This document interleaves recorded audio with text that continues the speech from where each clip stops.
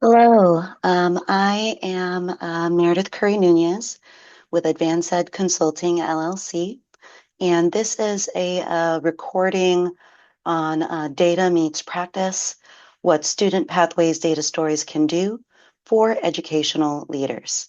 And this recording is specifically targeted to leaders of K-12 school districts, whether you're an educator, an administrator, or a school board member. But I'll also talk a little bit about how the student pathways data stories can be leveraged for policymakers and electeds. So first, about the California Cradle to Career Data System. It is about making data public for the people. This is the first of its kind statewide longitudinal data system for the state of California, with a goal of providing tools to help students reach their goals and deliver information on education and workforce outcomes. In addition to student or dashboards, there's also going to be opportunities for querying data directly from the data system, which I'll refer to as C2C from here. And I'm Mayor. I was an inaugural Community Engagement Advisory Board member from 2022 to 2024. So I have a deep passion for and insights about how C2C can be used. I was also the founding director of operations for the California College Guidance Initiative, which manages californiacolleges.edu. And that is the student-facing portal, which is one of two tools in partnership with C2C.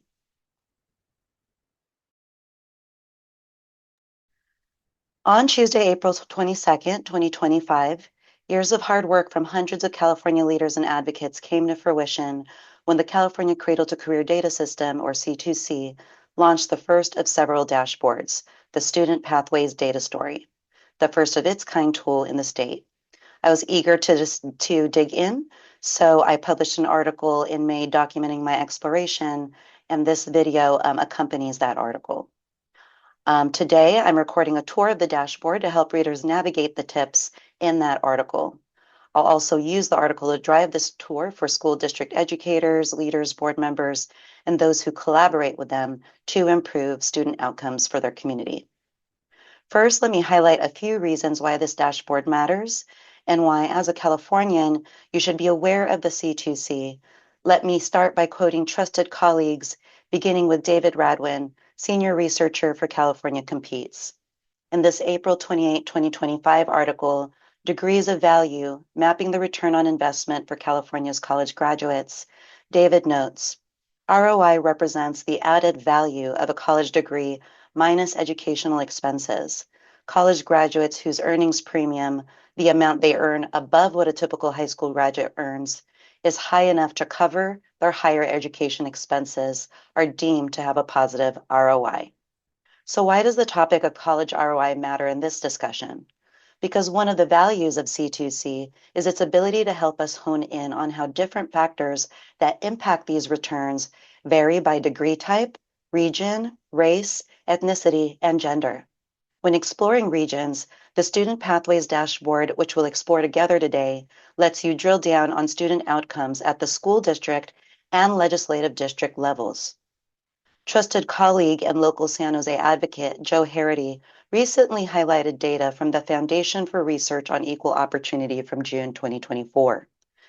In this article from freeop.org, we learned that colleges serving mostly low-income students tend to offer a worse return on investment than schools serving mostly well-off students. The poorest schools in California are schools with student bodies that have the lowest socioeconomic status, or SES. We learned that students attending the poorest schools have a median return on investment, or ROI, of $57,000. More than 1/3 of these students enroll in programs with a negative ROI, which is the absolute worst case scenario. Students also get an ROI on their bachelor's degree programs at nearly double that at $103,000. However, the difference is staggering compared to the ROI of students from the wealthiest schools, those where the student bodies have the highest SES. Their ROI is triple at $152,000 across all programs and $308,000 for bachelor's degrees. Next, I'm going to go to a demo, but before that, I just want to share a few resources that you'll have access to in the updated version of the article. You'll get access to a 1 minute and 18-second tutorial video thanks to Roy of EdTrust West and the Data for the People Coalition. This is something that you can share with your colleagues that will provide them with a quick overview of the Student Pathways dashboard. However, this recording that you're watching is much more lengthy and goes in deeper detail. If you want to dig even deeper, I'll share with you links to specific resources available from the C2C website, such as the Resource Hub with access to tutorial videos, student stories, and infographics. They have student pathways fact sheets, both for school districts and legislative districts. They have student pathways data story frequently asked questions, and they have a 30-page data dictionary that includes a glossary so that you have a better understanding of the 200 plus data elements involved in the student pathways data story. Okay, now it's time to do our live demo. So from here, I'm going to jump to Pathways to College in California, which is a link also provided to you in the article. When you visit the new Student Pathways data story, you're reminded that California leads the nation with the highest number of college-going students, with more than 2 million. Yet, not all paths to a post-secondary education are linear. As a first-generation college graduate myself, who experienced an onslaught of challenges to get to college and graduate, I know firsthand that every student has a unique educational journey. When you access this tool to find your story, you can explore outcomes for students related to degree intentions versus attainment and earnings. Two filters make this tool especially great for education leaders: by school district or by legislative district, which is also based on the school district. The following are sets of questions that the tool answers through visuals and graphics. How have California students navigated to and through college? Who enrolls in college? What types of degrees do students earn? Once students enroll in college, how long does it take them to graduate? What about students who work while they are enrolled in college? And how much do students earn after they graduate? Scrolling back to the top, I just want to acknowledge that why this matters for school board members is that information available in these dashboards can tell an important story about the post-high school journey of your graduates. When evaluating past local control and accountability plans, or LCAPs, and preparing for the next plan, information in this dashboard can quickly report the experiences of students from your specific district by comparing realities to original goals. From there, school board members may consider realigning expenditures planned in school district budgets to support implementing improved or new strategies that move the needle closer to college and career goals for graduates. For example, if students are not completing 2- and 4-year degrees and certificates at the intended benchmarks, the board may consider increasing investments in pre-college advisors, programs, and partnerships. You can also explore C2C's Student Pathways fact sheet for school districts for more information. As a local advocate serving my East San Jose community, the school district I graduated from in 2000 is the East Side Union High School District, or ESUHSD. I have the privilege of working with students from this district because of the programs I volunteer for, such as San Jose CalSOAP's Cash for College financial aid workshops. Since returning home in 2013, I've followed the outcomes for East Side students having to rely on various disconnected resources. But this new dashboard and visualization tool provides a one-stop shop for aggregate data, is user-friendly, and frames the information as responses to intuitive questions. Note that for all visualizations, you'll be able to download data from the chart into a CSV file, access the data definitions and FAQs, and explore how you can read the chart.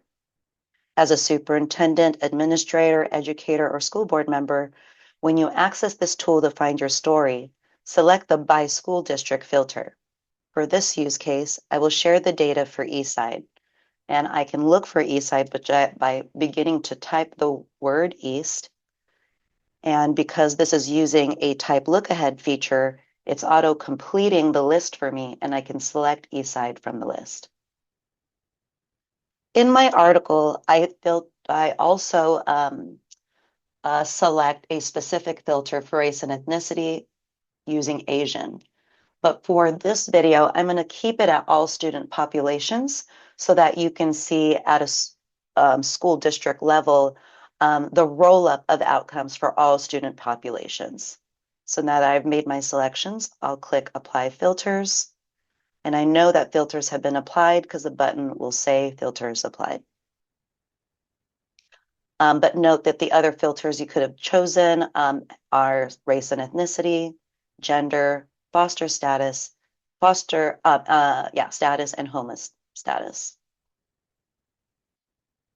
So let's go to the first question. How have California students navigated to and through college?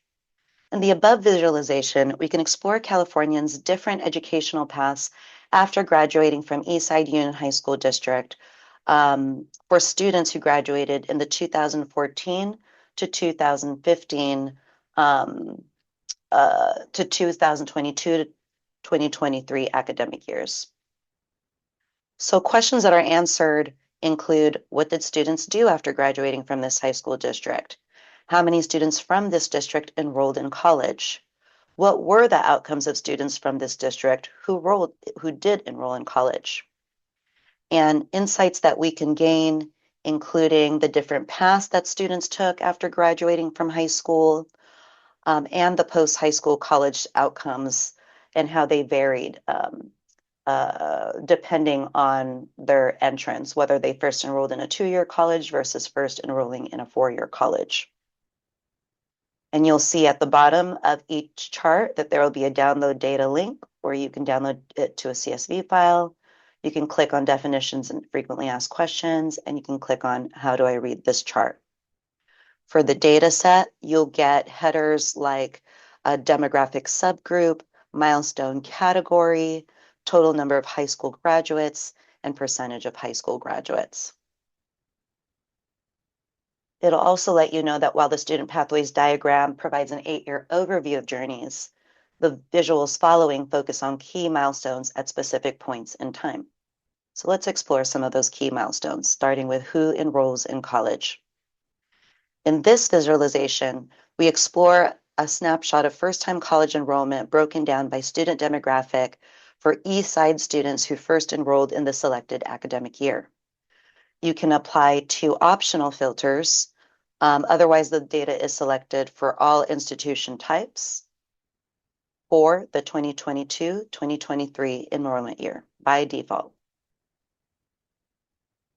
So questions that this chart answers includes of students who enrolled in college from this district, which institutions did they enroll in by type of institution? And how do college enrollments from Eastside compare with the rest of California? So we can see where the highest rates are. So for Eastside, it was for Asian and Hispanic or Latino students. And if we wanted to, while in this view, we can look specifically at 2-year colleges, and we'll know that that filter has been applied. And we can see that those 2 subgroups also have the same highest rates. And if we switch it to 4-year colleges, we see that Asian increases significantly for Eastside Union High School District. Same thing, you can access all of those tools. And here you'll receive similar data headers in the CSV file, as well as headers like 2-year, 4-year institution and enrollment year. So let's look at the next milestone. What types of degrees do students earn? In this visualization, we can explore students' degrees and awards from California public colleges to understand better how they take advantage of the many paths to earning credentials after high school. You can apply one optional filter for award year. Otherwise, the most recent award year, 2022-23, is selected by default. Questions this chart answers includes of students who enrolled in college from Eastside, how many graduated from California public colleges, and what types of degrees or certificates did the graduates earn.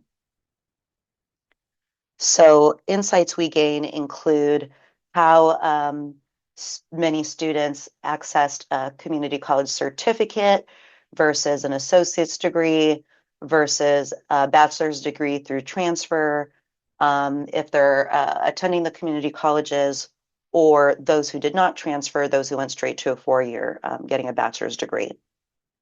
And we see that for Eastside, there are higher rates of students getting an associate's degree and a bachelor's degree straight without transfer. And this data set will include headers like year of award, award type, and number of students receiving an award. When we go to the next milestone, that is once students enroll in college, how long does it take them to graduate? In this visualization, we can explore how long it takes Eastside students to complete their degrees based on when they first enrolled in the college from which they earned their degree. There are two optional filters that you can apply.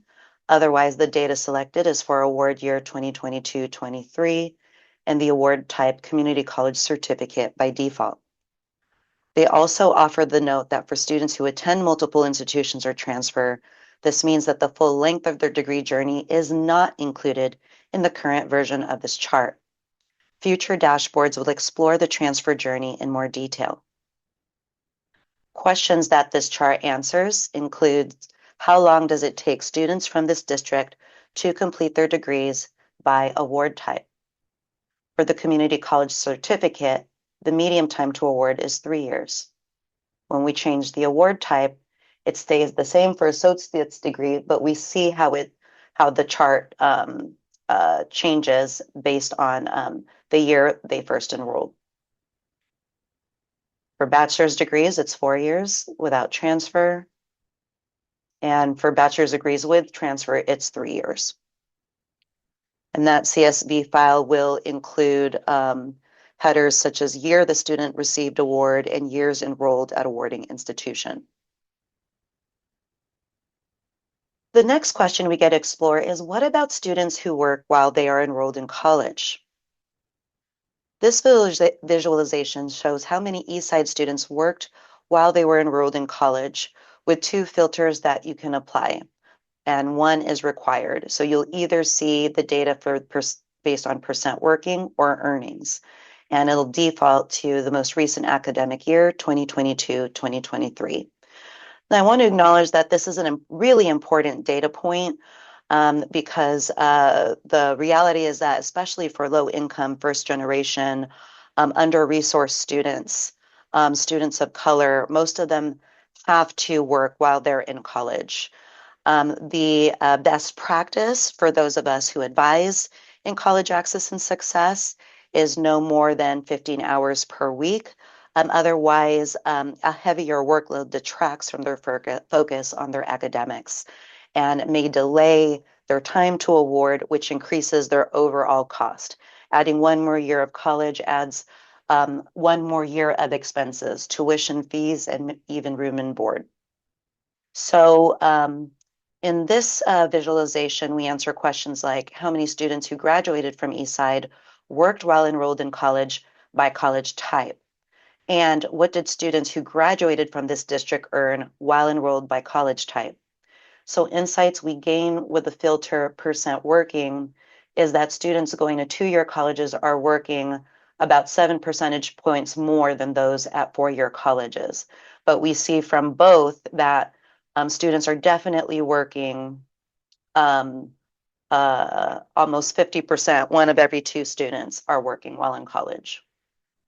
If we look at the earnings, we see that public high school graduates, for students enrolled in college, their median wages are higher for those attending two-year colleges than those attending four-year colleges. And that is, to some extent, expected because students who often attend two-year colleges which offer less housing opportunities than four-year colleges in many circumstances, do have to rely more on paying for things like rent. So the next data point is how much do students earn after they graduate from college? And in this visualization, we can explore how much Eastside graduates and certificate earners earn over time, such as the median annual earnings of college graduates every year for up to 5 years after earning their award.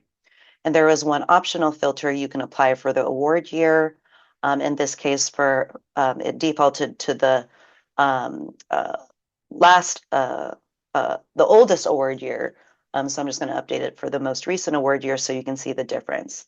And essentially, there's less data tracked years after available for students who graduated and had the award year 21, 2022 right now in the present 2025 versus if you go further back to 2018, 2019. So I'll go ahead and leave the filter there.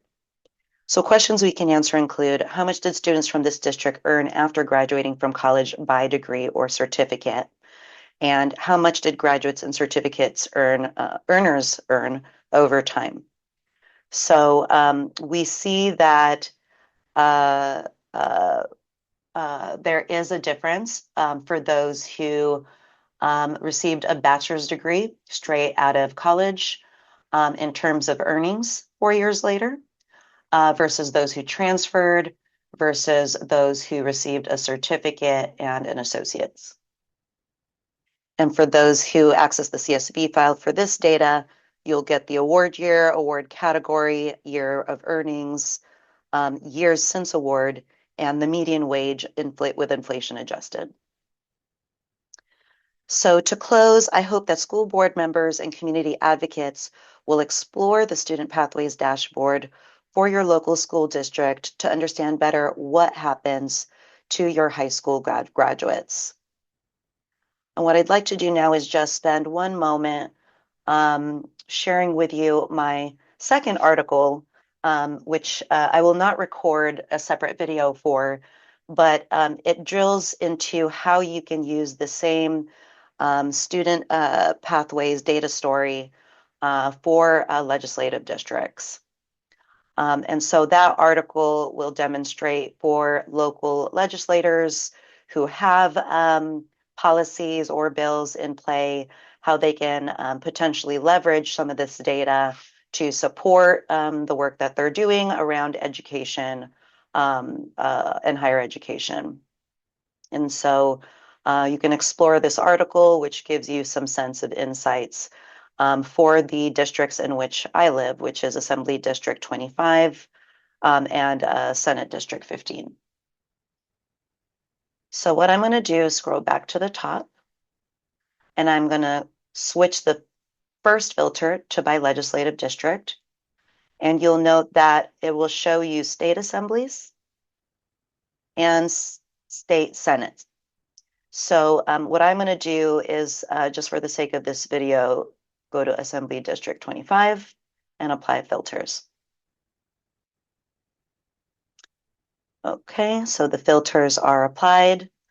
And in the same way that we would use information from these dashboards to help us understand the outcomes for our students at the school district level, we could do that for a larger population like an assembly or a senate district. So we can explore insights for who enrolls in college. And in my article, I compare in Assembly District 25 to Senate District 15, and we can see who enrolls in the 2-year versus the 4-year versus doesn't enroll. And we do see that numbers sometimes are fairly similar, you know, might be different by a few percentage points versus can be very different. For example, in Assembly District 25 versus Senate District 15, there were a higher percentage of Asian students, plus 14%, enrolled in all institution types in Assembly District 25 versus in Senate District 15. And all of those different charts that I showed you can also be, are also specifically at those legislative district levels. And so with that, thank you so much for your time.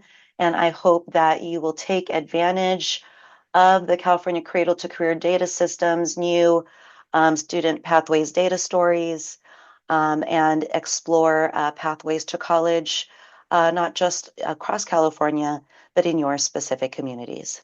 Thank you. Now that I've completed a live demo of the Student Pathways dashboard, I want to share a few more resources.